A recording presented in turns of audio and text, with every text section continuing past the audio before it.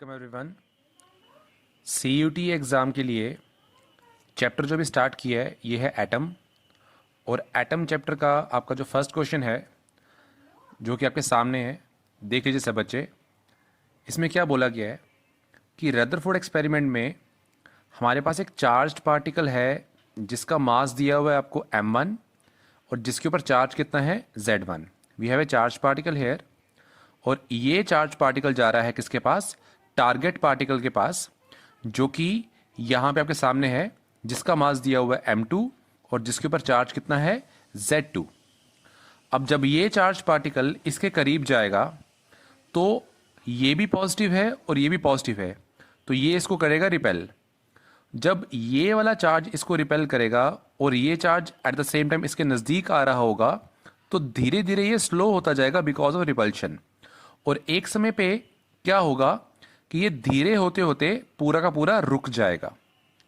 जिस डिस्टेंस पे ये रुकेगा उसको बोलते हैं डिस्टेंस ऑफ क्लोजेस्ट अप्रोच। ठीक है, तो ये जो हमारा न्यूमेरिकल है ये है based on distance of closest approach. हमसे ये पूछा गया है कि इस समय पे जो ये चार्ज पार्टिकल है जिसका मास m1 है और चार्ज कितना है z1, इस समय जो इसकी पूरी की पूरी एनर्जी है वो किसके प्रोपोर्शनल है। जैसे कि हमको ऑप्शंस दिए गए हैं यहाँ पे, ये हमारे चार ऑप्शंस हैं।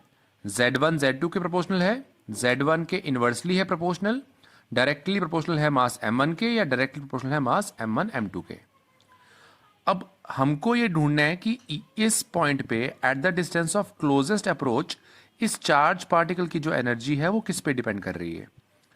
तो डिस्टेंस ऑफ क्लोजेस्ट अप्रोच का एक कंसेप्ट है जो ये बोलता है कि जब भी एक चार्ज पार्टिकल पहुंचता है डिस्टेंस ऑफ क्लोजेस्ट अप्रोच पे तो उसकी पूरी की पूरी जो काइनेटिक एनर्जी है, जब ये चार्ज यहाँ मूव कर रहा था, इसकी पूरी की पूरी जो काइनेटिक एनर्जी है यहाँ मूव करते हुए यहाँ पे ये रेस्ट पे आ जाता है।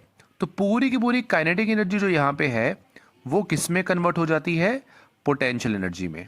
जैसे कि यहाँ लिखा हुआ है for distance of closest approach kinetic energy of the particle completely gets converted into potential energy of the two charges. तो जो काइनेटिक एनर्जी है it is equal to potential energy, और हम सबको पता है कि किसके इक्वल होती है energy, 1/4 pi epsilon not Q1 Q2 upon जो इनके बीच का डिस्टेंस है। इस चार्ज का जो वैल्यू है वो कितनी है यहाँ पे Z1, इसकी वैल्यू कितनी है Z2। तो Q1 की जगह Z1, Q2 की जगह Z2 और गैप कितना आ जाएगा R0। तो यहां से हमको क्लियरली लिख रहा है since R0 is constant fixed, 1/4 pi epsilon not is fixed, तो जो ये काइनेटिक एनर्जी है ये पूरी किस पे डिपेंड कर रही है, Z1 पे और Z2 पे। तो जो काइनेटिक एनर्जी है it is directly proportional to Z1 Z2। तो हमारा जो ऑप्शन करेक्ट है वो कौन सा ऑप्शन करेक्ट है कि this energy is directly proportional to Z1 Z2।